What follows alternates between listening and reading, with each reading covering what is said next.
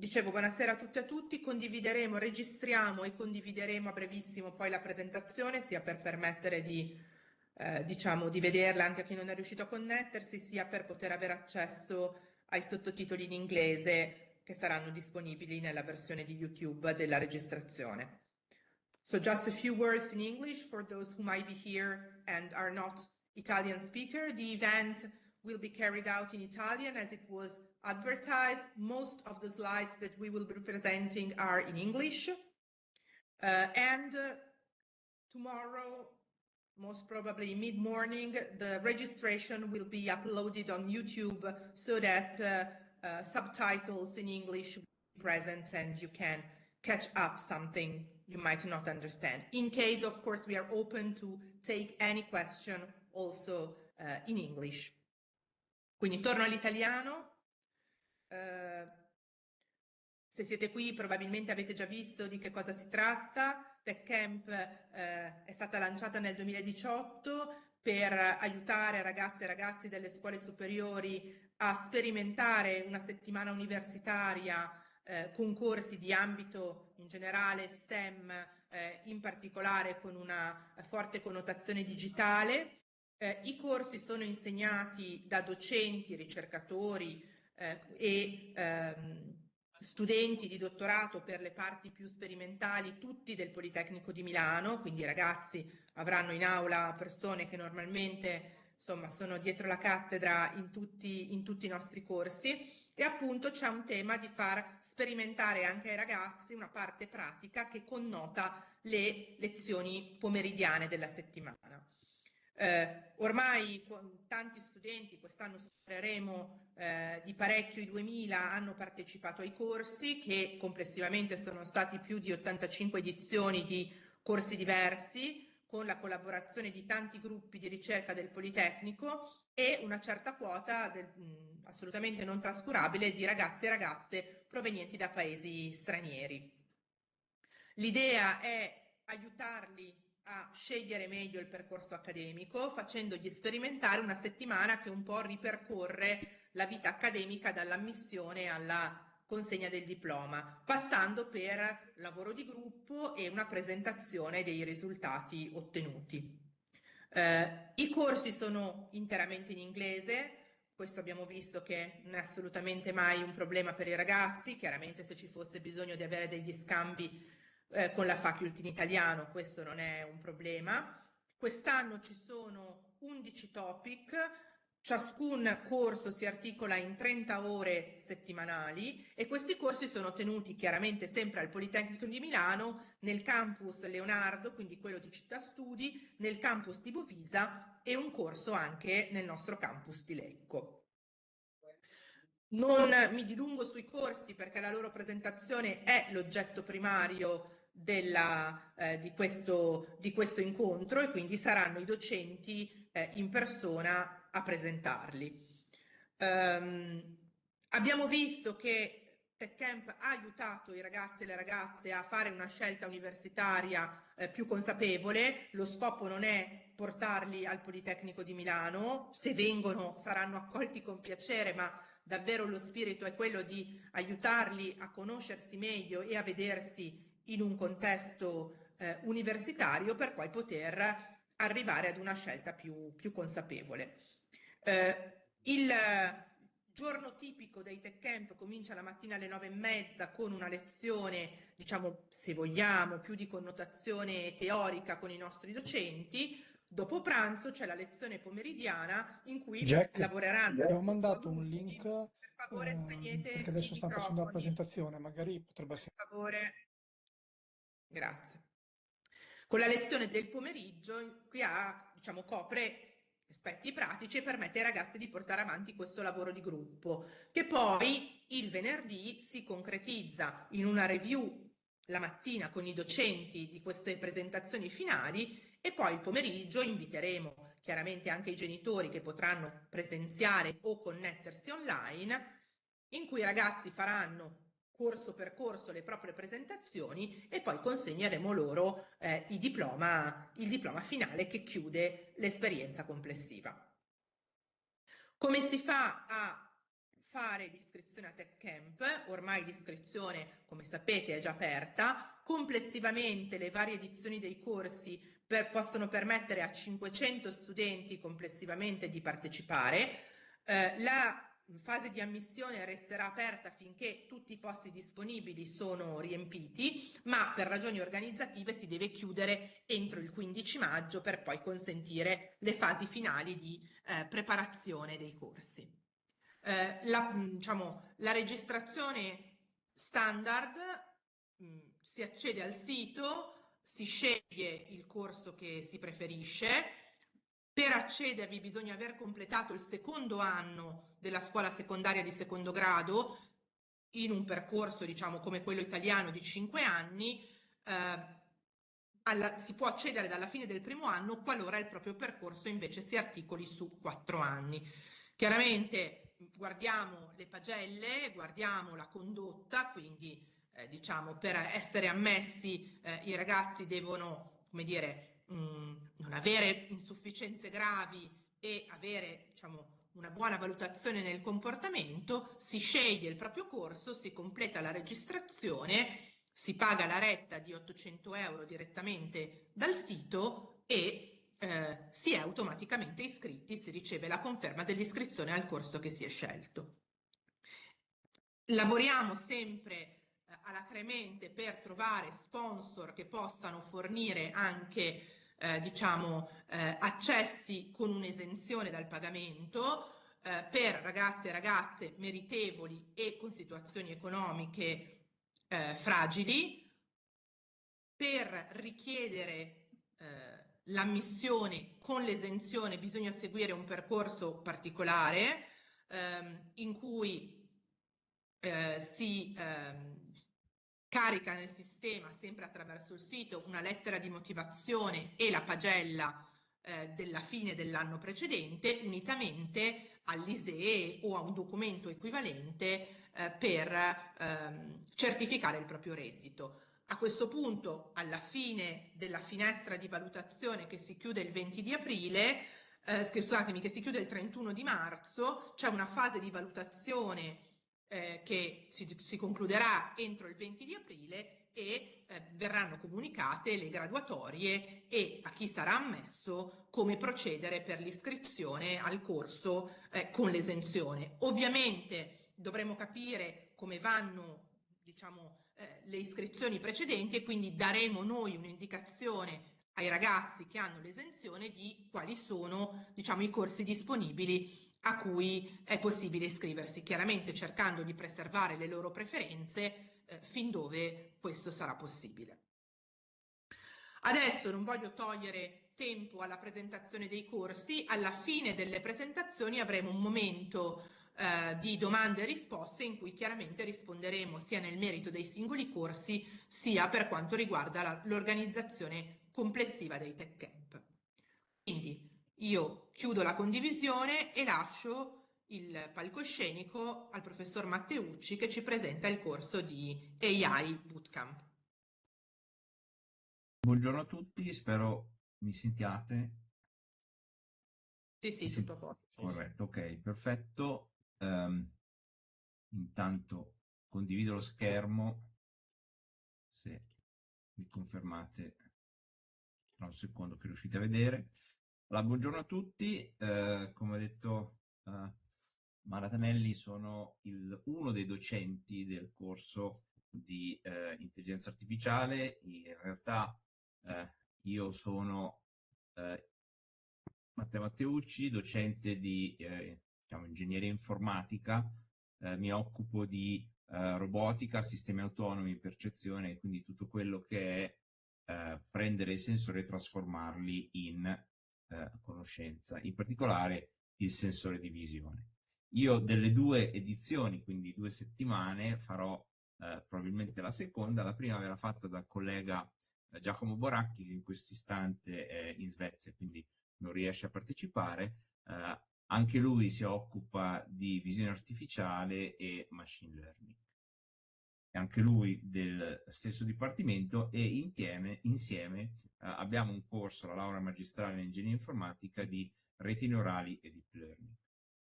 diciamo, l'ambizione è quella di introdurre questi argomenti a studenti delle superiori. In particolare l'idea è quella di portarli, avvicinarli a quello che è l'analisi delle immagini contemporanee. Ormai siamo abbastanza abituati a vedere questi risultati, vorremmo fargli capire quali sono le problematiche, qual è la tecnologia che ci sta dietro in problemi di riconoscimento oggetti, segmentazione oggetti e diciamo oggi come oggi si è ben consapevoli della potenza di questi strumenti nella generazione di immagini. Chiaramente non parleremo di questi modelli, faremo cose più semplici, anche perché bisogna costruire prima le fondamenta per poi arrivare al grattacielo, e quindi di fatto parleremo di cos'è un'immagine digitale, come si elabora un'immagine digitale, cosa vuol dire classificare un'immagine digitale, poi andremo a vedere un po' l'evoluzione dei modelli di classificazione digitale, partendo da quelli più tradizionali, poi le reti neurali e poi le reti neurali, diciamo, convolutive. Quindi cos'è un'immagine, la sua rappresentazione in memoria, quindi il concetto di canale, il concetto di pixel, il concetto di elaborazione numerica, e qui faranno esercitazioni e faranno delle attività pratiche al calcolatore. Poi introdurremo un problema di classificazione con un, diciamo, esempio industriale in cui con dati reali che vengono da un progetto a cui abbiamo già lavorato in passato e che ripresentiamo ogni anno, andranno a elaborare l'immagine per estrarre quelle che vengono diciamo, definite caratteristiche, e verrà classificata l'immagine dapprima con una rete neurale tradizionale e poi alla fine attraverso un modello, diciamo, contemporaneo, e quindi una rete di tipo convolutivo. Non vi spaventate, cercheremo di essere il più semplici possibile, il più pratici possibile, anche perché alla fine l'ultimo giorno ci sarà una piccola sfida in cui dovranno sviluppare, addestrare una rete di questo tipo. Non vi svelo per riconoscere che tipo di immagini, perché sarà rivelato soltanto l'ultimo giorno. In sintesi, quali sono gli argomenti che andremo a coprire? Il primo giorno ci sarà una breve introduzione a Python e in particolare all'ambiente che useremo per fare tutte le esercitazioni, che è Google Collaboratory. L'unica cosa di cui ci sarà bisogno è una diciamo, un'utenza Google, quindi una mail Google. Parleremo di strutture dati base e di come queste possono essere manipolate con dei semplici comandi di codice. Poi parleremo di immagini, come si elaborano le immagini, come si rappresentano, come si modificano, e anche qui avremo un'esercitazione in cui li faremo un po' giocare con alterare le immagini manualmente pixel a pixel. Poi si arriverà al tema della classificazione delle reti neurali, quindi il terzo giorno, che di solito è il mercoledì, andremo a parlare di classificazione, andremo a parlare di reti neurali, daremo le basi delle reti neurali e faremo fare una prima esercitazione, che poi sarà completata il giorno successivo con diciamo, algoritmi un pochino più moderni, che sono le reti neurali di tipo convolutivo. A questo punto avranno tutti gli strumenti per affrontare l'ultimo giorno una piccola sfida tutti assieme, che poi li porterà alla presentazione finale. Con questo ho concluso e diciamo, rimando alla fine per eventuali domande. Grazie mille Matteo. Passiamo al corso di Cyber Security e a Francesco. Buonasera. Buonasera, Prego. mi si sente? Sì, Ok, perfetto. dovresti poter condividere. No, non posso, non sono co-host o Tu presenter. non sei del Politecnico? Perché ho reso Sì, tutti quelli del Politecnico. Aspetta, che adesso ti cerco allora. Mi sembra strano. scusi, Prova sono ora, entrato Ok. dall'altro prova PC. ora. Probabilmente è entrato Ok, dall'altra perfetto, parte, ma... perfetto. Ah, ok. Sì. Ok, perfetto. Dovreste vedere le slide. Sì, sì, si vediamo. vedono. Ok, perfetto. Buonasera a tutti, sono Francesco Panebianco, sono un dottorando di ricerca qui al Politecnico di Milano. Mi occupo di cyber security e oggi presento invece di Lorenzo Binosi che purtroppo per motivi di salute non è riuscito a presentare oggi. E normalmente è colui che si occupa insomma del coordinamento della parte di cyber security del corso di TechCamp. Perché fare un percorso di cyber security in TechCamp? Beh, perché prima di tutto è uno degli argomenti che affascina di più, perché sicuramente è un argomento che ha le sue challenge, le sue difficoltà, ma allo stesso tempo quello che forse grazie a Hollywood viene rappresentato in maniera, come dire,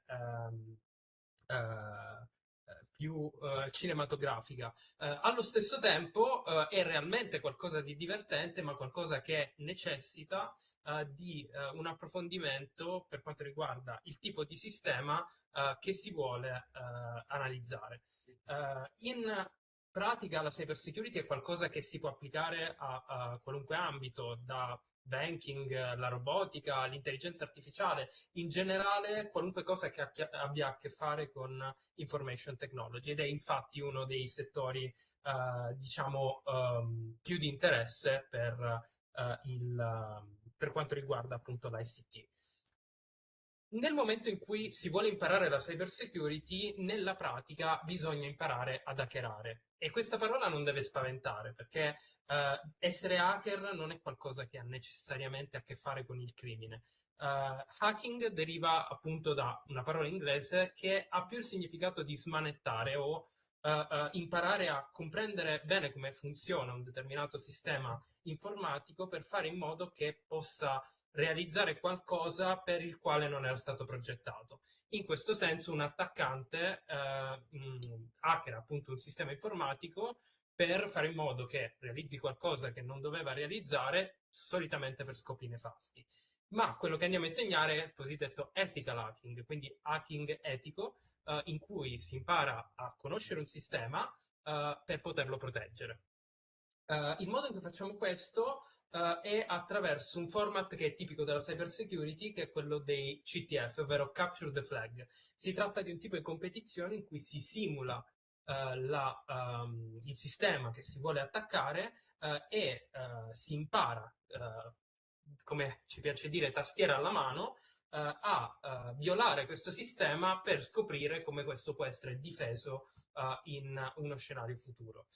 Per fare questo chiaramente abbiamo delle basi che vengono date ai ragazzi, quindi prima delle basi di programmazione, nello specifico di programmazione Python, successivamente ci si sposta sui veri e propri topic di security con la sicurezza web, che è uno degli argomenti che ha una curva di apprendimento più agevole e di conseguenza è più facile entrare a contatto con questi topic in maniera veloce, ma anche, come dire, con un'infarinatura piuttosto completa. Si conclude poi il corso con una parte di crittografia classica in cui i problemi classici della crittografia vengono appunto spiegati e poi chiaramente con la parte finale del corso in cui i ragazzi presentano qualcosa di loro. Ciascuna lezione del percorso di TechCamp viene gestita nel modo seguente. Abbiamo una parte di lezione frontale che però è anche interattiva, coinvolgiamo chiaramente i ragazzi per fare in modo che si comprenda esattamente come il sistema che presentiamo funziona. Dopodiché si va a presentare una delle challenge nel formato CTF per fare in modo che capiscano come queste devono essere affrontate e infine abbiamo una sessione pomeridiana in cui i ragazzi possono fare il loro, quindi sostanzialmente provare a risolvere queste challenge per conto loro, mentre noi chiaramente passiamo per i banchi e nel momento in cui dovessero trovarsi in dubbio o dovessero aver bisogno di un'idea per sbloccare appunto la challenge, siamo là ovviamente ad aiutarli. Io sono uno degli istruttori, ma abbiamo tanti altri, miei colleghi dottorandi e appunto Lorenzo che si occupa di gestire il tutto, che appunto oggi non è presente. Oltre a questi ci sono altri istruttori che quest'anno appunto si occuperanno della parte di cyber security. Detto questo, vi ringrazio per l'attenzione e chiaramente se avete domande nella parte finale potete pormele. Grazie.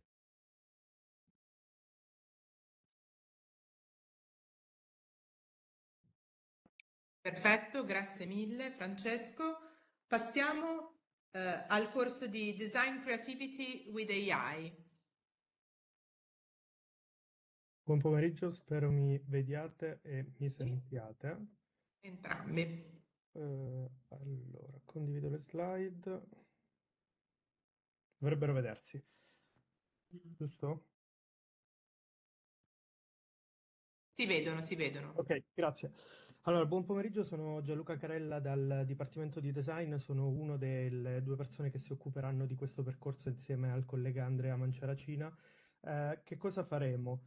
Quello che ci siamo immaginati è di proporvi una iniziativa in cui poter esplorare come creare nuove idee imprenditoriali che siano guidati dalla creatività e soprattutto partano dal design. Che cosa significa? Molto spesso quello che succede oggi è che siamo abituati a partire dalla tecnologia per inventare nuove idee imprenditoriali. Quindi la tecnologia ci dà la possibilità di avere qualcosa di particolarmente innovativo, ma uno dei problemi che poi si pone è che non si sa bene esattamente come sfruttare quella tecnologia quando si arriva sul mercato. Quindi noi, proprio perché veniamo dalla facoltà del design e partiamo dall'utente, vogliamo utilizzare il processo opposto, ossia partire da un bisogno reale, supportarvi nel capire come osservare le persone, capire quali possono essere delle nuove idee imprenditoriali che vengono da questo e sviluppare una piccola idea imprenditoriale che voglia essere un po' un esempio di quello che poi speriamo possiate fare nella vostra vita futura. Perché questo? Perché, come dicevo, molto spesso si pensa che le start-up nascano solo da una tecnologia, ma in realtà ci sono tante start-up famose che sono nate da un bisogno, sono partite da un utente. Airbnb, non so se sapete, che è partito dalla volontà dei creatori di cercare delle soluzioni più economiche perché viaggiavano tanto per concerti e quindi a un certo punto hanno detto: ma noi abbiamo un salone a disposizione e un materasso gonfiabile, perché non lo mettiamo a disposizione e facciamo competizione agli hotel? Oppure la GoPro viene fuori da il suo fondatore che voleva riprendere se stesso che andava a fare surf e aveva bisogno di uno strumento più utile che si potesse agganciare attraverso diversi accessori. Quindi questi sono alcuni degli esempi di idee che non partono di per sé dalla tecnologia, ma dei bisogni di persone. E questo sarà il nostro punto di partenza che vogliamo compenetrare insieme alle AI. Perché? Perché le AI oggigiorno sappiamo che ormai è uno strumento, ne parlavano tanto i colleghi precedenti, da cui non possiamo dividerci, però in qualche modo bisogna utilizzarlo nel modo giusto. Quindi una delle cose che vediamo quando si parla ad esempio di creatività è che l'AI ha un rischio molto basso, cioè non si prende molto rischio e le soluzioni che ne vengono fuori spesso sono piatte. Quindi noi, più che utilizzarlo come strumento di creazione, lo vogliamo usare come sparring partner, dandovi la possibilità di capire come e dove poterlo utilizzare nel processo di ideazione di nuove idee imprenditoriali che appunto siano design driven. Cosa vogliamo fare? Abbiamo pensato di dividervi in gruppi durante il percorso che avremo insieme nella settimana, di partire da un bisogno reale, esattamente come negli esempi che vi raccontavo prima, e di capire nei diversi giorni come andare a formulare una vera offerta, come renderla possibile dal punto di vista del business e poi soprattutto come comunicarla, perché lo storytelling è uno degli aspetti fondamentali. In tutto questo, ogni giorno vi daremo la possibilità di sperimentare, come dicevo, con le AI. Qui infatti vedete un po' l'overview del programma, ci siamo immaginati di partire da un bisogno reale e iniziare a fare delle interviste con gli utenti, che è una delle cose fondamentali che dobbiamo fare, cercando di capire come le AI ci può dare una mano in questo, ad essere più veloci, non a replicare il nostro pensiero progettuale. Nel secondo giorno cercare di capire come ideare e definire una nuova offerta per l'attività imprenditoriale che vogliamo andare a creare. Il terzo giorno capire come, se effettivamente questa attività può essere sostenibile dal punto di vista economico. Dopodiché passare alla comunicazione, che come dicevo è uno degli aspetti fondamentali, perché se non ingaggiamo poi le persone non riusciamo in qualche modo a far passare quest'idea. Questo, come diceva la collega Mara, perché nella prima parte della mattina vi daremo dei concetti di teoria su ognuno di questi elementi e poi nel pomeriggio, grazie anche alla collaborazione con una serie di colleghi, proveremo a metterli in pratica insieme a voi per partire quindi da un bisogno e arrivare a una pre-presentazione di una possibile idea imprenditoriale. Perché facciamo questo? Questo è uno degli schemi che di solito faccio vedere ai miei studenti nei corsi di imprenditoria. Quello che succede è che molto spesso quando si parte da una tecnologia è tutto molto semplice nella prima fase perché abbiamo questa tecnologia, creiamo qualcosa riferito a questa tecnologia, ma poi arriviamo sul mercato e c'è un gran problema nel cercare di capire quali sono le persone e i bisogni che vanno ad incontrare questo tipo di soluzioni. Invece quello che facciamo noi partendo dal design è in qualche modo avere questo caos nella fase iniziale, ma poi quando si arriva nella parte di mercato avere una direzione chiara di dove si vuole andare. Non so se sapete che c'è un dato allarmante: la prima causa di fallimento delle attività imprenditoriali oggi è che non hanno un chiaro bisogno nel mercato, e quindi noi vogliamo proprio ribaltare questo punto di vista. Quindi vi aspettiamo nella speranza di stare con voi nel cercare di capire come comprendere le persone e come poter utilizzare il design, perché il design è fatto per le persone, quindi parte dalle persone. Grazie a tutti.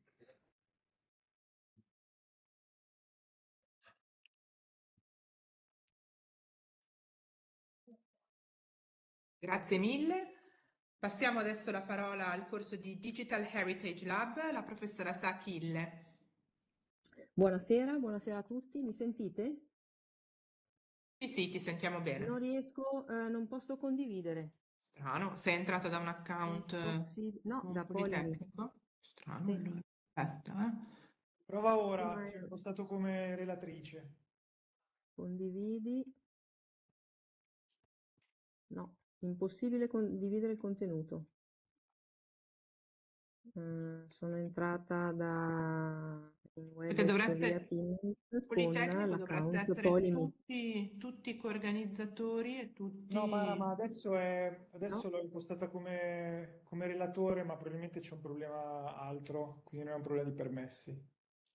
Non lo so. Mi non dice so. impossibile condividere il contenuto, non puoi condividere a meno che il solito messaggio che l'organizzatore non ti imposti come relatore.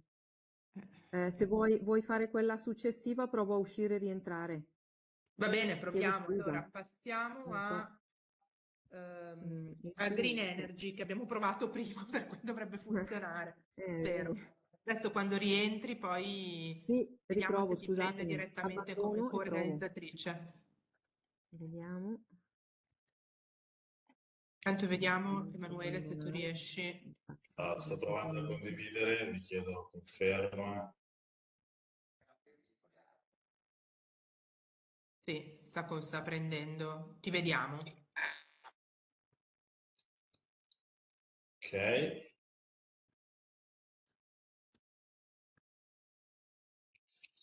Allora, buonasera a Vai tutti. pure.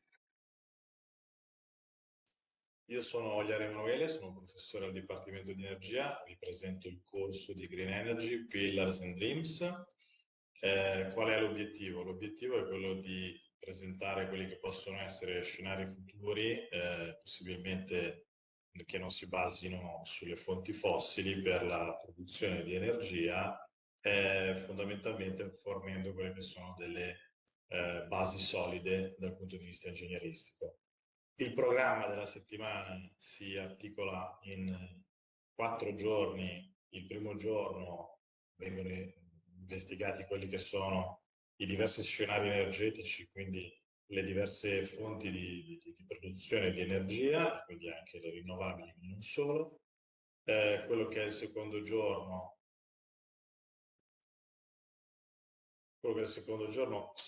vedrà quella che è l'argomento, la rete elettrica, quindi l'integrazione di questa energia che viene prodotta e viene quindi collegata all'autostrada dove l'energia viene poi portata, per esempio, in una regione piuttosto che in un'altra, quali sono le problematiche ad esse connesse, perché comunque la rete elettrica nazionale ha alcuni limiti dal punto di vista delle connessioni. Poi il terzo giorno, scusate, si parlerà di quelle che sono le macchine di conversione dell'energia, quindi le macchine rotanti, eoliche e idroelettriche. Si prenderanno in considerazione i modelli, le tipologie di macchine rotanti, la regolazione, quelle che sono diciamo le efficienze legate a queste tipologie di generazione elettrica, con la domanda dove queste devono essere installate, perché chiaramente ci sono una serie di vincoli anche in questo caso. Ultimo non ultimo, il quarto giorno si parlerà di fotovoltaico.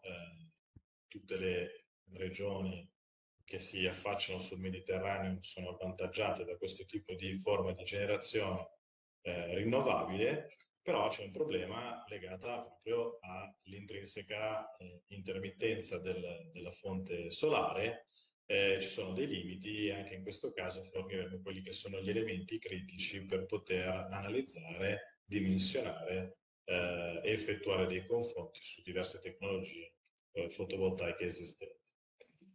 Chiaramente la struttura delle giornate prevede la mattina una base più teorica di lezioni che vengono erogate dai colleghi del Dipartimento di Energia e che causano non qualche mal di testa agli studenti che frequentano questa prima parte, e nel pomeriggio invece ci sono, diciamo, delle applicazioni più pratiche con la visita ad alcuni laboratori, per esempio quello di macchine rotanti, dove si prendono in considerazione dei modelli di tipologie di turbine idroelettriche, dei generatori eolici, e la domanda appunto dove installarle. Il quarto giorno, nel pomeriggio, si prevede una visita a quello che è il laboratorio fotovoltaico sul tetto del Dipartimento di Energia, chiaramente condizioni meteo permettendo, per cui se ci fosse pioggia o condizioni meteo avverse troviamo un'altra forma di visita. E in ultimo anche quello che è il problema di selezionare quello che è il mix energetico per poter andare a come dire, sopperire alla domanda di energia che sta diventando sempre, energia elettrica, che sta diventando sempre più importante. Il quinto giorno si conclude con diciamo, un lavoro di squadra, di gruppo. Il tema è che tutta la classe è vista come un unico team che ha un problema energetico, quindi appunto soddisfare o ipotizzare come soddisfare la richiesta di energia. Il team viene diviso in 4 gruppi, ogni gruppo è associato a una delle tematiche che si sono viste durante la settimana, e quindi il focus sarà specifico sul tema della settimana, del giorno della settimana per il gruppo, e questo problema verrà risolto da ciascuno gruppo e verrà presentato alla fine come una presentazione corale, dando proprio quello che è la soluzione del mix energetico. Quindi il sogno era quello appunto di poter decarbonizzare, comunque cercare di ridurre al minimo le fonti fossili. Con questo strumento, con questo problema, si cerca di dare una soluzione che dia spazio alla fantasia, però che si basi su dei pilastri che siano sufficientemente solidi. Vi ringrazio per l'attenzione. Grazie mille. Non so se Cristiana sei rientrata. Io ti ho visto rientrare però come non verificato, quindi non sono sicura che tu sia entrata con l'account Politecnico. Prova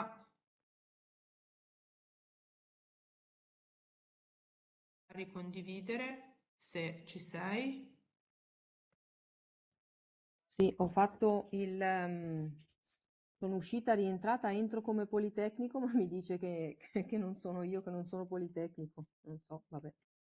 Aspetta che provo a E quindi non mi impostarti. fa condividere. Chiedo scusa, non so Adesso cosa. stai impostata come relatrice, non riesci Ma non ancora? riesco, vediamo, condividi, schermo, condividi, vediamo se almeno Sì, questo. sì, sì, si Ah, vede. mamma, meno male. Scusate.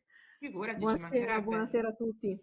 Vai. Sono Cristiana Achille, sono un docente qui al Politecnico di Milano di moderne tecniche di rilievo e con il mio collega, il professor Fassi, siamo i responsabili del laboratorio 3D Survey e ci occupiamo proprio di rilievo, di digitalizzazione di cose molto molto piccole, oggetti, reperti, di proprio piccole millimetriche dimensioni fino a oggetti molto grandi ad arrivare alla scala del territorio.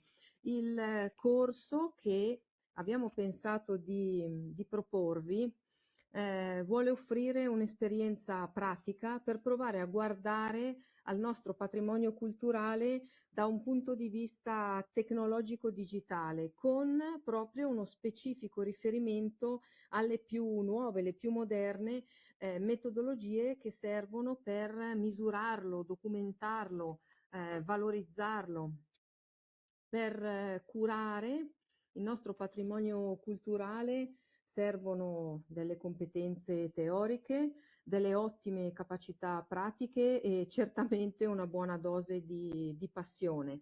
La nostra idea è quella, attraverso lo sviluppo di un progetto concreto, provare a comprendere chi, cosa, perché e come. Quindi chi il nostro bene culturale, sceglieremo insieme quale, cosa, quindi che cosa fare, quindi creare un modello digitale, una copia digitale di questo oggetto. Perché fare questo? Per documentare, per conoscerlo e quindi per avere uno strumento che è la base per tutte le operazioni di tutela e di fruizione che poi si possono immaginare. Come? Attraverso l'utilizzo di una serie di tecnologie che oggi abbiamo a disposizione. Quindi per fare questo dovremo fare una necessaria panoramica sulle tecnologie delle quali oggi disponiamo e come queste possono essere impiegate appunto con successo nel mondo dei beni culturali. Parleremo sicuramente di laser scanner, sia statici che mobile, di fotogrammetria. Queste attività le svolgeremo in forma di lezioni frontali, tendenzialmente le mattine, e poi passeremo all'azione. L'idea è quella di organizzare una visita presso il Duomo di Milano per provare a sperimentare proprio di persona un piccolo progetto di digitalizzazione e quindi riuscire a comprendere sul campo il potenziale che queste moderne tecnologie ci offrono e applicarle a un caso reale e un caso così, insomma, particolarmente significativo dal punto di vista della difficoltà.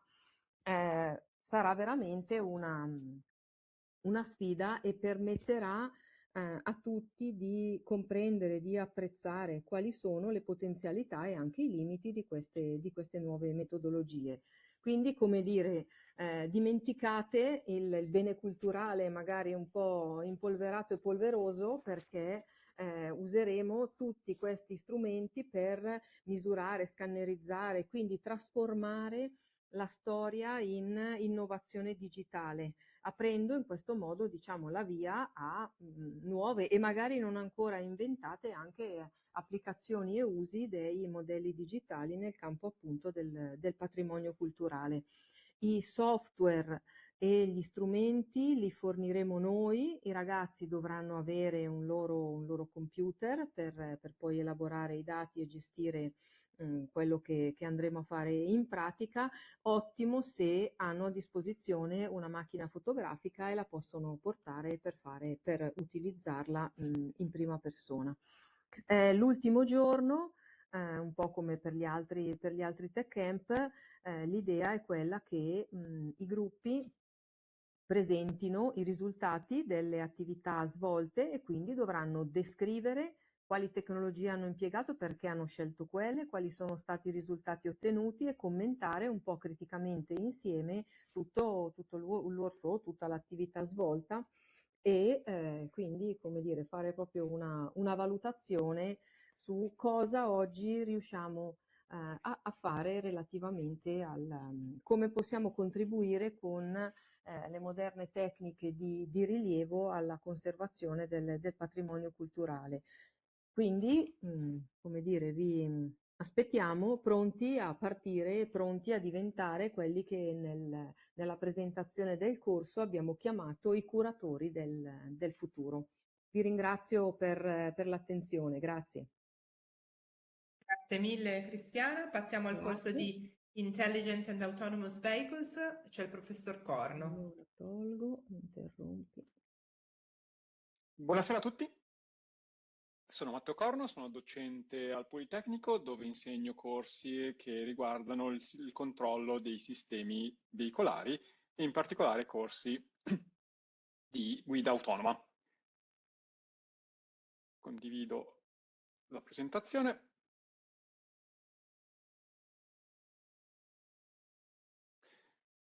Nel contesto del TechCamp insegnerò quindi il corso di Intelligent and Autonomous Vehicles con l'obiettivo di proporre e descrivere le tecnologie che sono necessarie per l'implementazione e la realizzazione dei veicoli a guida autonoma. Veicoli a guida autonoma di cui si parla ormai da parecchi anni, ma che negli ultimi paio d'anni stanno ormai diventando quasi una realtà commerciale. Negli Stati Uniti abbiamo visto l'introduzione di Waymo, abbiamo visto l'introduzione di Tesla, di robotaxi. In Europa siamo ancora un po' più indietro o più conservativi, possiamo dire, ma ci stiamo muovendo anche in Europa. E il Politecnico di Milano, con il gruppo di ricerca di cui faccio parte, è un po' all'avanguardia di questa tecnologia in Europa, in Italia, e quindi abbiamo pensato di fare quest'opera di formazione anche verso studenti più giovani rispetto agli studenti con cui abbiamo a che fare tutti i giorni in classe qui nelle nostre aule al Politecnico. E quindi il nostro corso, come tutti gli altri Tech Camp, è organizzato proprio con l'idea di dare un'idea e presentare agli studenti cosa voglia dire essere studenti al Politecnico e cosa voglia dire studiare sistemi di guida autonoma. Il corso di guida autonoma è organizzato intorno a un approccio modulare. Quindi la prima cosa che faremo durante il nostro corso sarà quello di andare a individuare quali sono le funzionalità essenziali per implementare un sistema di guida autonoma e ci faremo guidare da questa scomposizione in moduli per affrontare separatamente ogni tema e ogni modulo successivamente in giorni diversi. Quindi vedremo come il comportamento complesso di un veicolo a guida autonoma nasce dalla interazione di moduli e unità che sono più semplici.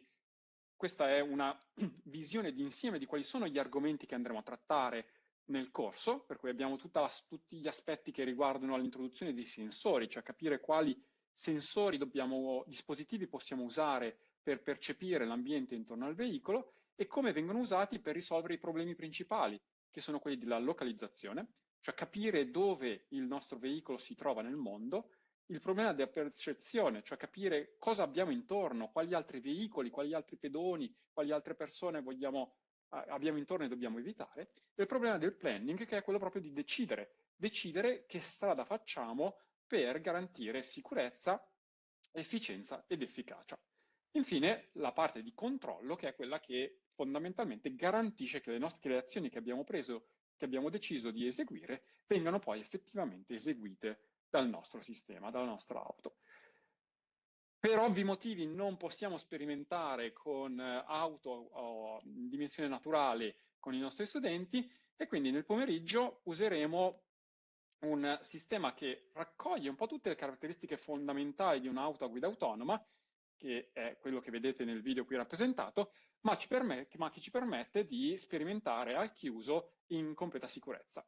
Quindi useremo nel pomeriggio questo robot mobile come prototipo di un sistema a guida autonoma e andremo a vedere come implementare, come andare a risolvere ciascuno di quei problemi, con l'obiettivo finale di far percorrere al nostro robot a guida autonoma un percorso definito in aula, risolvendo tutti i problemi che abbiamo visto essere quello di controllo, quello di percezione, di localizzazione, quindi capire dove si è rispetto al tracciato che si è definito. E qui vedete il risultato di uno delle squadre dei nostri studenti che hanno risolto il problema l'anno scorso. Con questo vi ringrazio per l'attenzione e spero di vedervi numerosi al corso. Grazie mille Matteo. Passiamo adesso al corso di coding, in particolare al corso di Python, e c'è il professor Francesco Bruschi che lo presenta.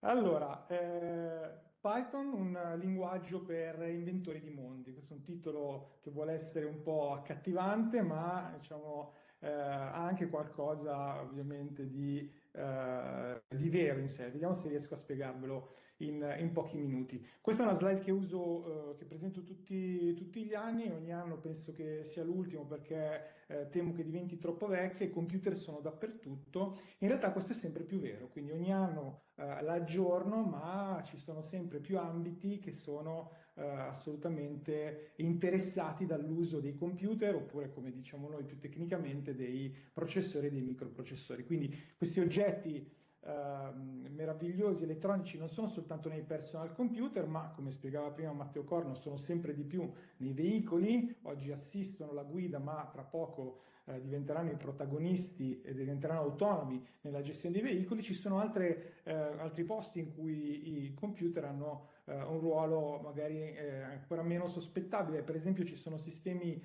meccanici che non sarebbero stabili senza i calcolatori, come per esempio i quadricotteri. Oppure troviamo dei posti veramente sospettabili come all'interno dell'abbigliamento, delle calzature, ci sono dei computer che fanno delle cose. Ora, uno dei grandi motivi del successo dei calcolatori è il fatto che questi circuiti elettronici molto complessi sono programmabili, cioè sono circuiti molto versatili che possono fare tante cose diverse. E queste cose il comportamento di questi oggetti può essere definito appunto configurando elettronicamente questi circuiti.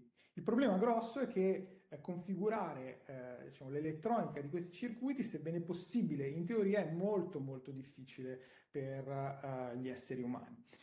E quindi che cosa si è fatto storicamente? È una cosa estremamente interessante, secondo me. Si sono definiti dei veri e propri linguaggi, cosiddetti linguaggi di programmazione, che sono un po' un punto di incontro a metà strada fra la logica degli esseri umani e quella dei calcolatori. Questi linguaggi consentono di esprimere in modo non distante, non troppo distante dalla logica umana al calcolatore che cosa vorremmo che facesse, ma sono anche molto vicini a come funziona il calcolatore. Questi linguaggi saranno, in particolare un linguaggio, sarà l'oggetto del corso che vi sto presentando. Che cosa faremo con uno in particolare di questi linguaggi? Allora, la nostra preoccupazione non sarà tanto quella di andare a programmare delle applicazioni, seppure questo sia del tutto possibile,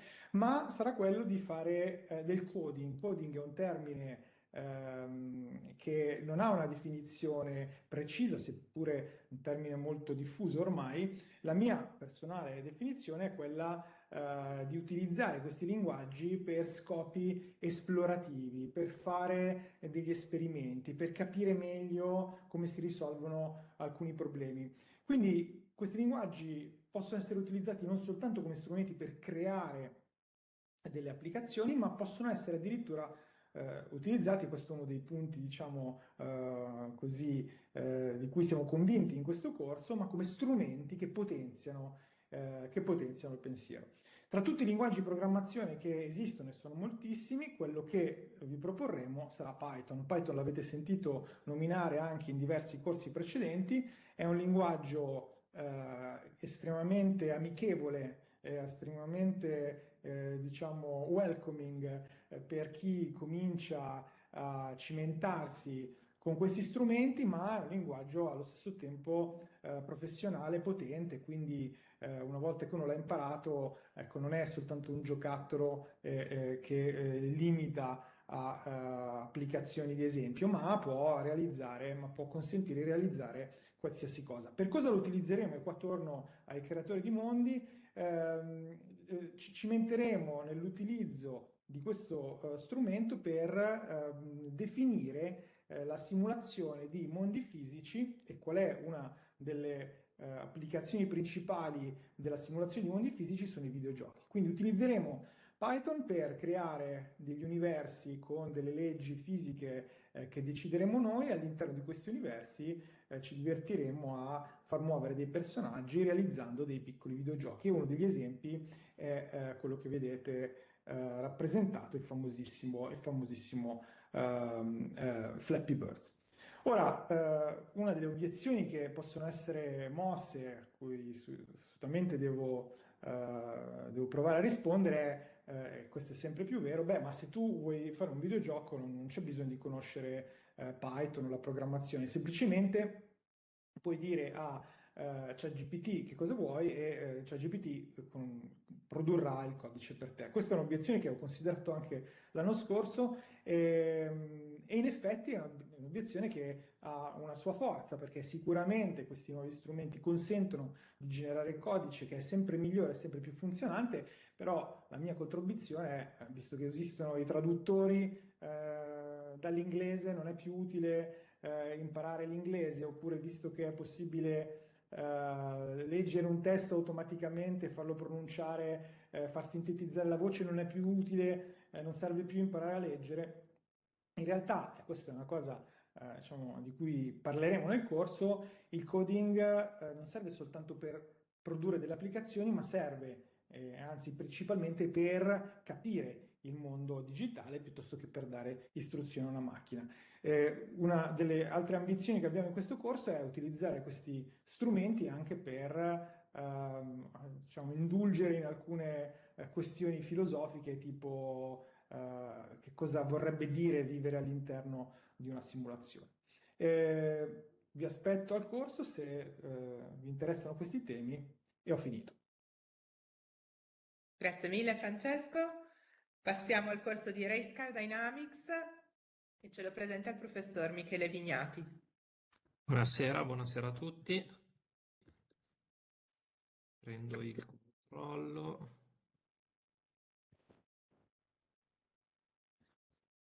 Okay. E vado a condividere lo schermo. Se entra in modalità. Non mi entra in modalità presentazioni. Ok, ora entra. Buonasera a tutti, grazie Mara per l'introduzione. Io sono professore associato al Dipartimento di Meccanica del Politecnico di Milano, dove mi occupo di dinamica e controllo dei veicoli, così come lavoro sul simulatore dinamico di guida, che è una delle nostre grosse facility. Il corso Racecar Dynamics di cosa si occupa? Andremo a parlare di auto da corsa. Non lo faremo in modalità chiacchiera da bar e nemmeno da tifosi, ma lo faremo dal punto di vista dell'ingegnere che deve progettare e far funzionare queste auto. Quindi l'obiettivo del corso sarà quello di entrare nella fisica che governa il movimento di un'automobile, e in particolare andremo a parlare di concetti quali il grip, quindi la tenuta di strada. Andremo a capire come la powertrain influenza l'accelerazione del veicolo e quindi come dimensionare correttamente il motore, ma anche il cambio, e quindi tutto quello che è collegato alla ruota e che permette all'automobile di proseguire. Parliamo di auto da corsa, quindi non possiamo prescindere dall'aspetto aerodinamico, quindi andremo a capire come l'aerodinamica influenza il comportamento della vettura e come permette di aumentarne le prestazioni sia in rettilineo che in curva.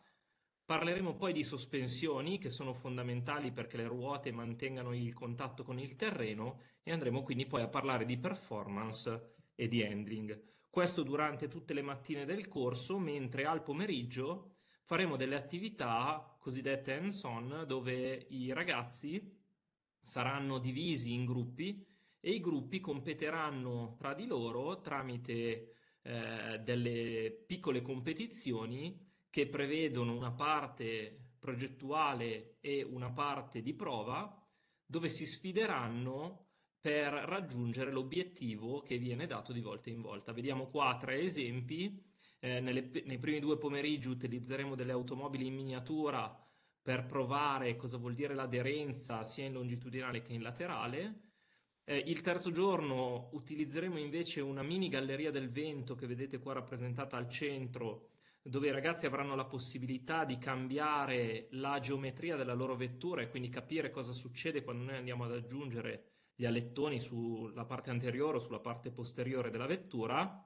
All'interno della galleria ovviamente viene soffiata aria, o meglio viene aspirata aria da questo ventolone nella parte posteriore, e qua sotto vengono misurate, sotto l'automobilina c'è una cella di carico che misura tutte le forze che agiscono sulla vettura stessa. Invece nell'ultimo giorno andremo non è un videogame quello che vedete, ma è il software che gira sul simulatore di guida del Politecnico, dove andremo a provare cosa vuol dire cambiare il setup della vettura, e quindi cambieremo alcuni parametri e andremo a capire come questi parametri influenzano la velocità sul giro di pista. Io, facendo il corso Race Car Dynamics, spero di essere stato il più veloce di tutti e vi lascio con questa frase di Richard Hammond. Vi aspetto al corso.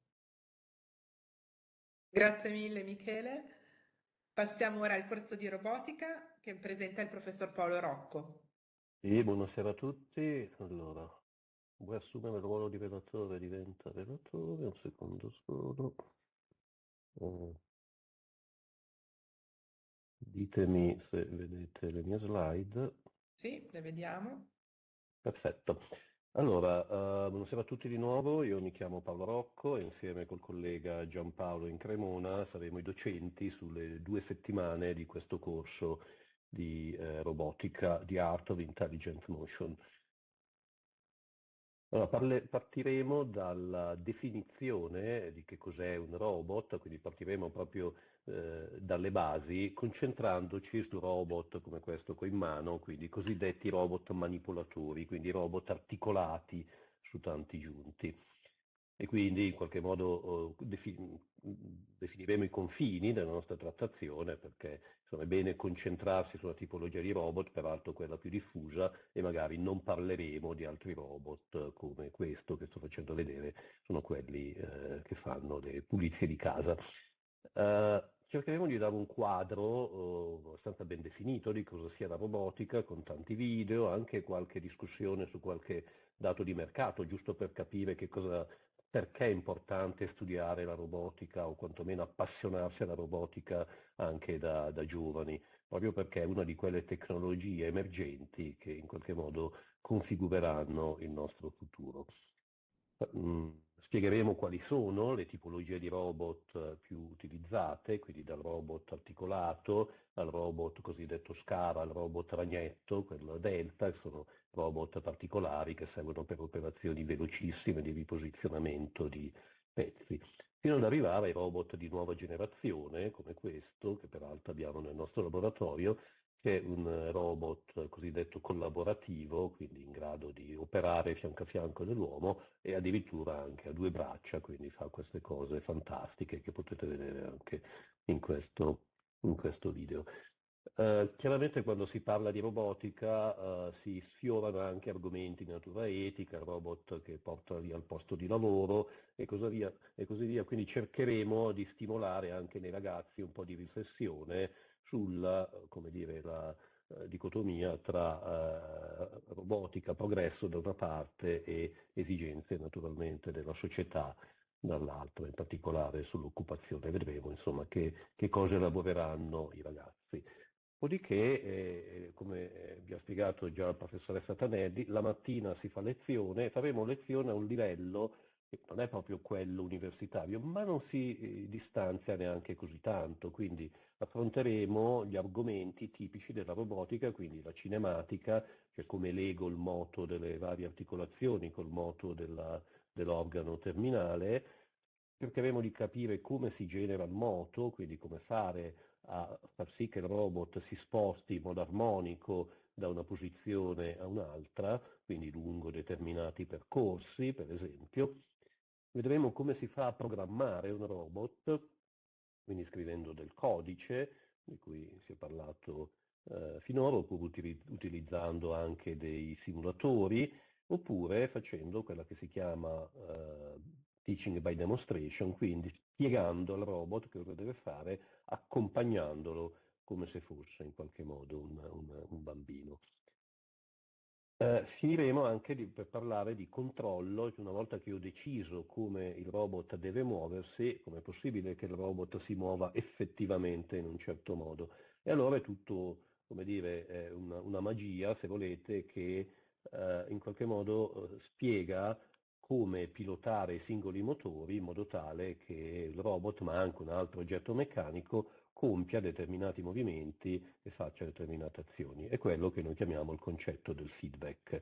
Useremo durante la mattina, anche per alleggerire un po', un sistema che si chiama Kahoot per in qualche modo ingaggiare i ragazzi con delle domande, dei quiz in competizione tra di loro. E andremo anche a vedere il laboratorio di cui io sono responsabile, è un'esperienza che piace sempre molto ai ragazzi perché vedono in qualche modo la ricerca in opera. Al pomeriggio lavoreranno su questi robot, ovviamente di piccole dimensioni, il Dobot Magician, faranno esperienze, per esempio quelle che vedete in questi video, quindi il robot, insegnare al robot a muoversi lungo un labirinto oppure a stringere una vite su un supporto e così via. Quindi sono stato veloce, vi aspettiamo a questo corso Robotica all'arte del movimento intelligente e speriamo appunto di vedervi numerosi. Grazie.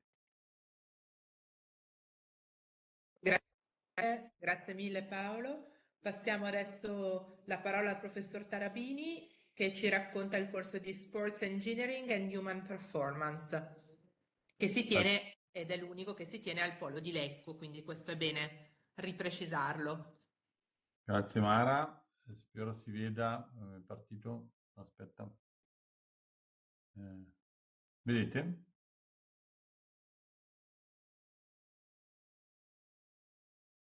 Allora, buongiorno a tutti, diciamo che il corso tratta le tecnologie legate allo sport, quindi come evidenziava la professoressa Tanelli è un corso che si tiene presso il Polo Territoriale di Lecco, che è un polo che dista circa 40 minuti in treno dalla stazione centrale di Milano e in cui nel tempo abbiamo declinato una serie di attività appunto legate allo studio dell'attività sportiva. Siamo alla seconda edizione, quindi siamo relativamente giovani. Diciamo che il Politecnico comunque sta investendo parecchio nell'attività sportiva. Lo scorso anno nell'inaugurazione dell'anno accademico era presente Filippo Ganna, che ha stupito tutti con una testimonianza in cui ha specificato che per battere il record dell'ora ha speso più di 900 ore in Galleria del Vento per studiare aspetti legati all'aerodinamica del ciclismo, piuttosto che legati alla posizione da assumere, alla resa biomeccanica o a scelte come caschi, visiere e calzini.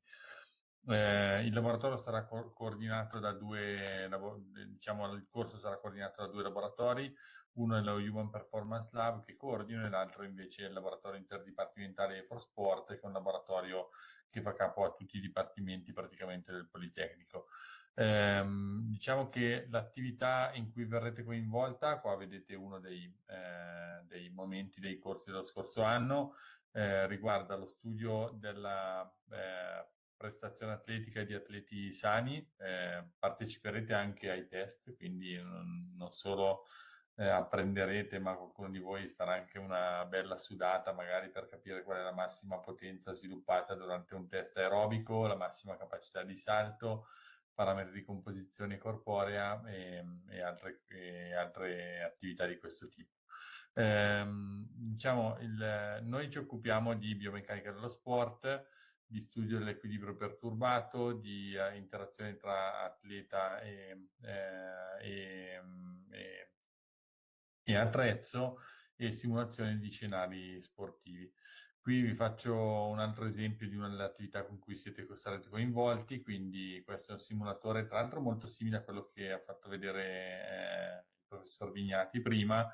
Non sarà un simulatore di veicoli, ma lo stesso asset, un asset molto simile, verrà utilizzato per capire come le persone reagiscono a degli stimoli esterni all'interno di un ambiente simulato. Quindi imparerete a mettere tutti questi bellissimi marker aderenti sulle gambe dei volontari per stimare poi, in presenza della perturbazione, qual è la reazione motoria della persona.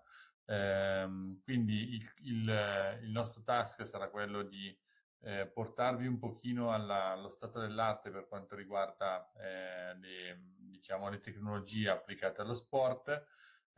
Ci occuperemo, come vi ho detto prima, sia della parte di equipment, quindi dello studio dell'attrezzo, l'analisi motoria, quindi attraverso sistemi optoelettronici e wearable di analisi del movimento, e infine cosa vuol dire studiare la prestazione, quindi sia nel dominio cognitivo che quello della forza, magari dividendola tra forza esplosiva e forza resistente, e lo studio dei parametri metabolici. Tutto sarà basato su sessioni sperimentali, quindi passerete ore in laboratorio e molto poco tempo in aula per riflettere un po' quello che c'è. La parte divertente è fare sport e non sarà parlare di sport. Quindi qui vedete alcuni degli esempi fatti lo scorso anno. Ci occuperemo di caratterizzazione del gesto sportivo appunto attraverso l'analisi del movimento. Ci si occuperà della valutazione dei tempi di reazione. Ripeto, non saranno solo atleti più o meno presenti in giro nei nostri laboratori a fare i test, ma sarete proprio voi a prendere parte delle sessioni sperimentali. Questo è più o meno quanto. Spero, Mara, di essere rimasto nei 5 minuti. Se poi ci sono domande rimango a disposizione. Grazie mille Marco. Chiudiamo queste nostre presentazioni con un corso nuovo che debutta quest'anno e che si intitola La matematica del GPS. Presenta la professoressa Bassi. Grazie Mara per l'introduzione.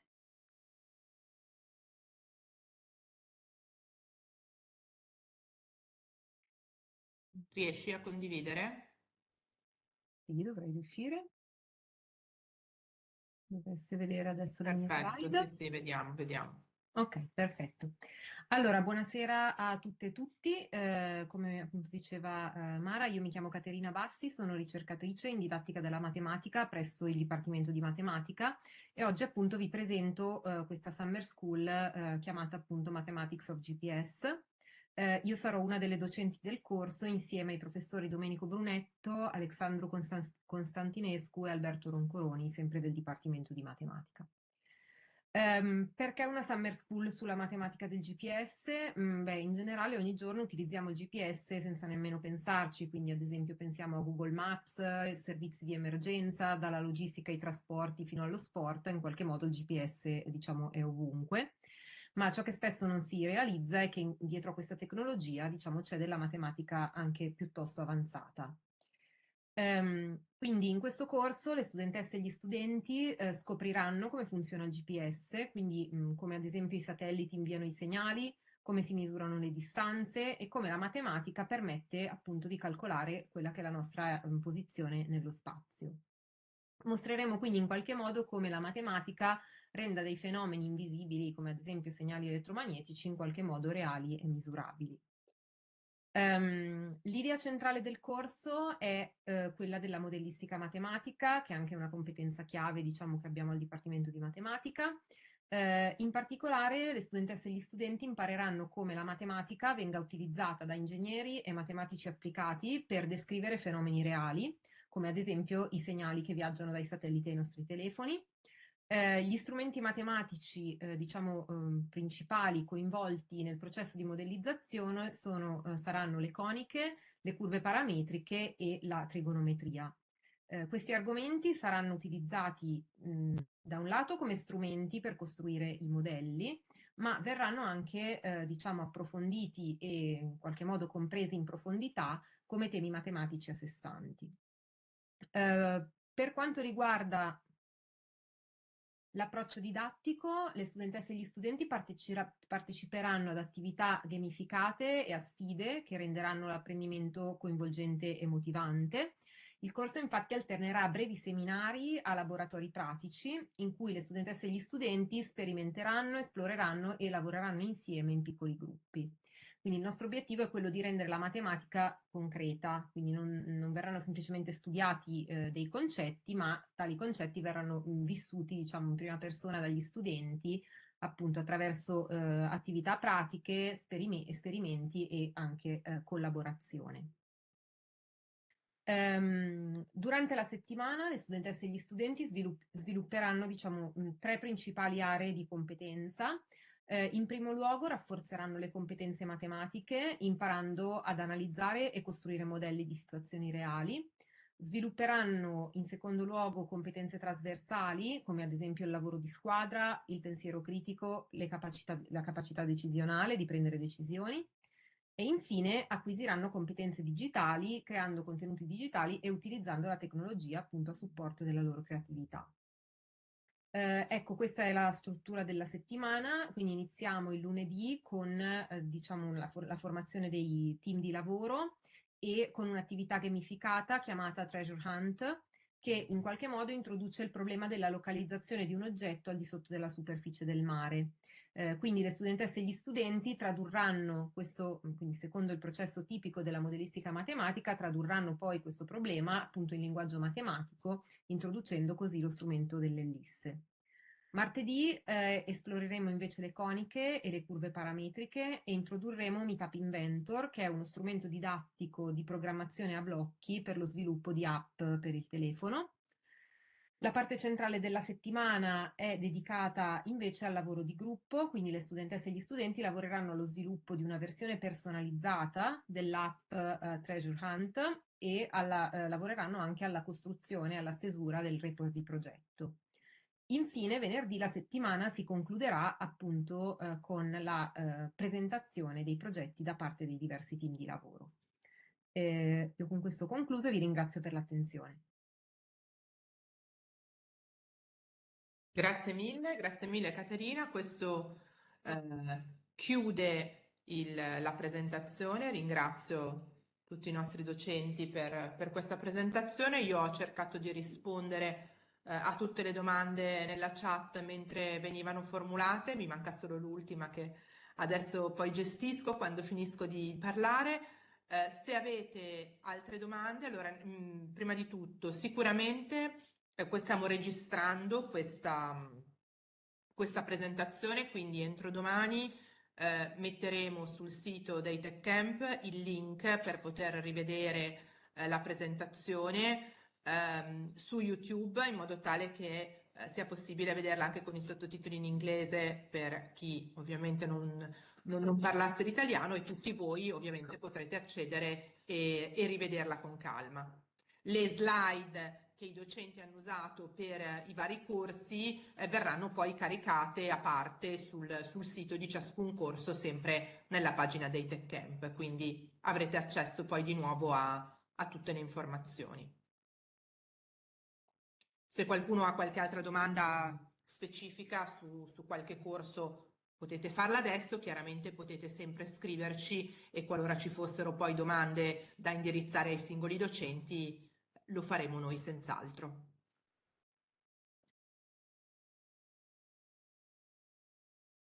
Se non ci sono altre domande vi ringrazio ancora per la vostra partecipazione.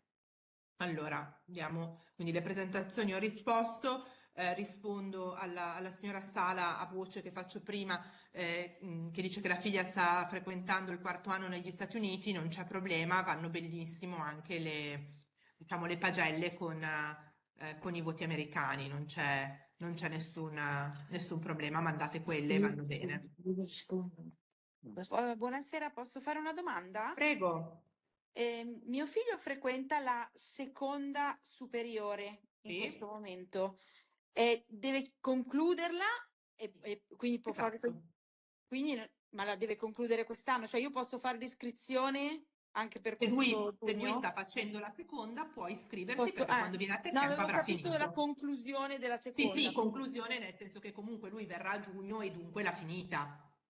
Ok, posso capire di nuovo la cosa dell'esenzione? Non ho capito bene come funziona, giusto per... Allora, sul sito si può iscriversi direttamente al corso preferito, completando l'iscrizione, pagando la quota e quindi avendo garantita la partecipazione a quel corso. Ok. Oppure si può chiedere l'ammissione con esenzione, a quel punto bisogna presentare oltre alla pagella una lettera di motivazione e, diciamo, nel caso si voglia che sia valutato la propria condizione economica, l'ISEE o un documento equivalente nel caso di, diciamo, di ragazzi stranieri.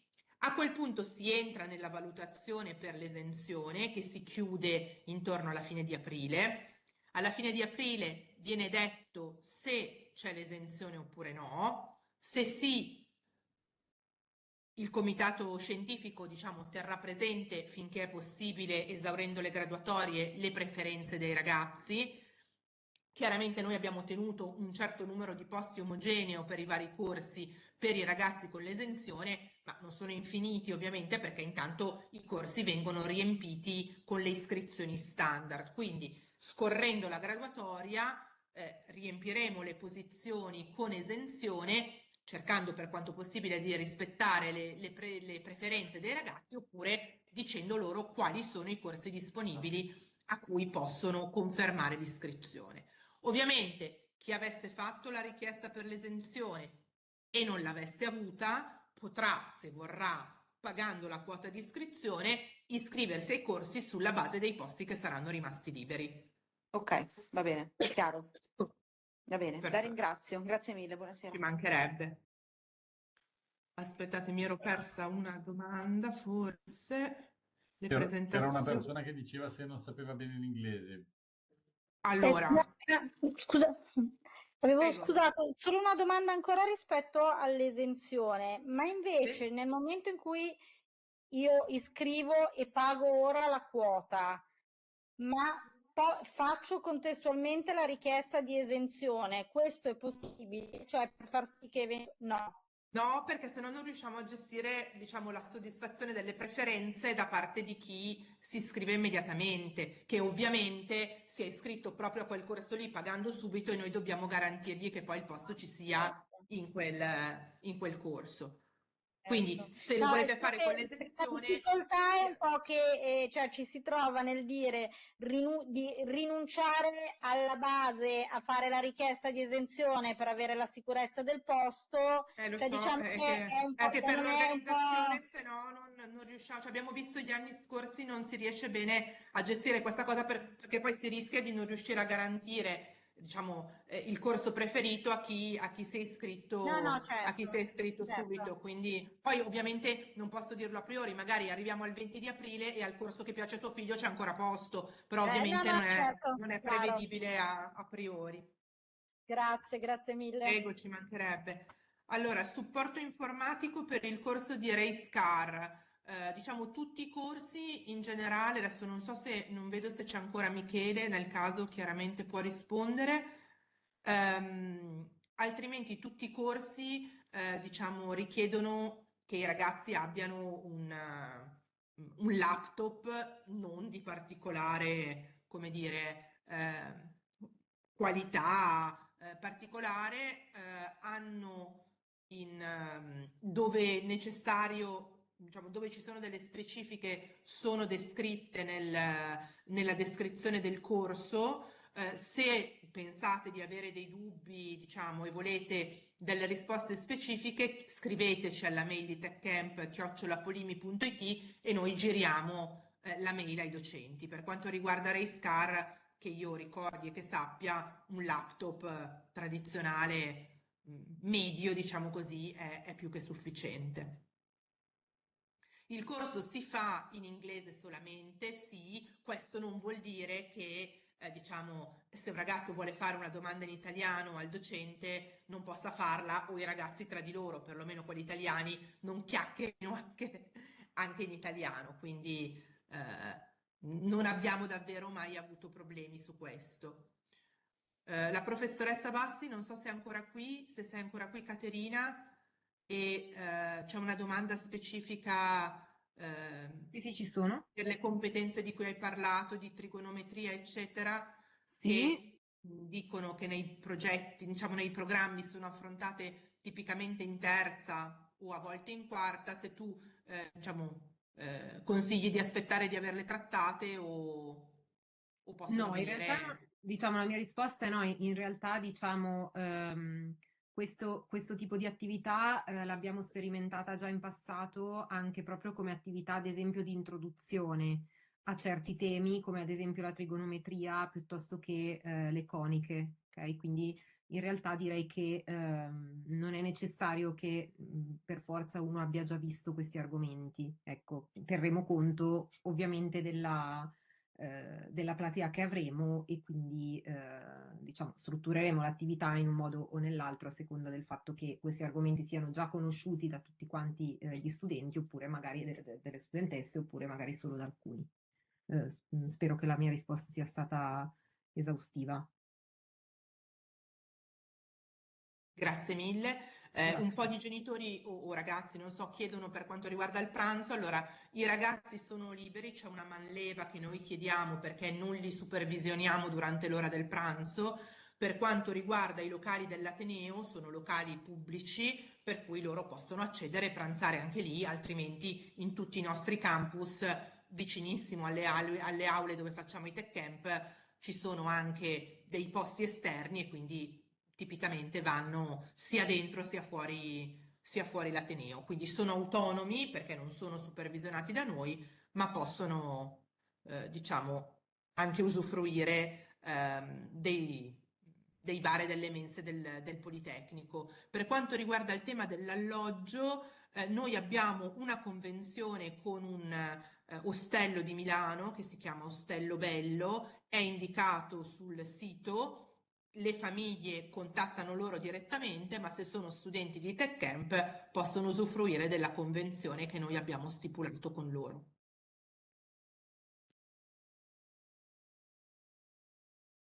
Allora, mi sembra con questo di aver risposto a tutti e a tutte.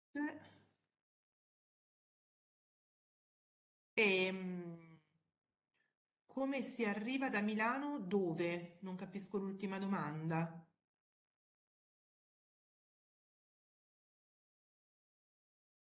I campus dell'Ateneo sono tutti quelli di Milano raggiungibili con i mezzi pubblici o con la metropolitana o con diciamo dei treni locali che si chiamano i passanti. Per quanto riguarda il campus di Lecco, anche lì si può fare base a Milano e ci sono dei treni che, come diceva il professor Tarabini, in poco meno di un'ora vanno da Milano a Lecco. 38 minuti. Ecco, quindi si possono raggiungere. Racing Car è in Bovisa. Racing Car è in Bovisa e quindi si raggiunge da Milano con o solo con la o con metropolitana più treno o solo col treno a seconda di dove si parte. I corsi sulle varie sedi, trova tutte le informazioni poi con calma sul sito dei Tech Camp, ma tendenzialmente il corso di Sport Engineering è a Lecco, mentre i corsi di Race Car Dynamics e di Design sono a Bovisa, tutti gli altri sono nel campus di Città Studi. Ma sul sito c'è scritto per bene, diciamo, accanto ad ogni corso qual è la sede e quali sono le settimane in cui è offerto. Alcuni corsi sono offerti Green Energy in Bovisa, giusto Francesca, anche Green Energy in Bovisa. Alcuni corsi sono offerti su entrambe le settimane, alcuni altri sono offerti solo su una settimana, quindi anche questo, diciamo, poi lo trovate con tutti i dettagli sul sito di Tech Camp, che lo rimetto qui giusto per, ma sicuramente l'avete visto tutti.